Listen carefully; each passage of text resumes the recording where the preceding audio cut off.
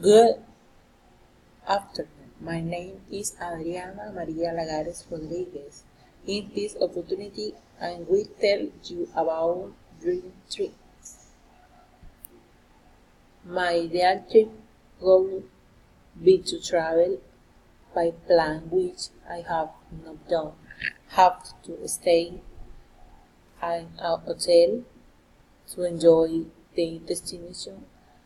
In this case, Caño Cristal, that is located in the Sierra de la Macarena in the department of the world in Colombia, where you can enjoy of ecology to which tourists give canoe natural beauty.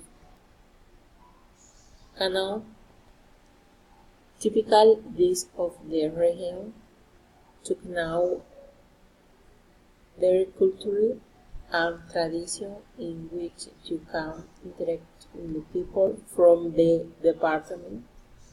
Also visit its more emblematic place and more about the story is done in 7 days and 8 nights in which you can appreciate and know this night pass.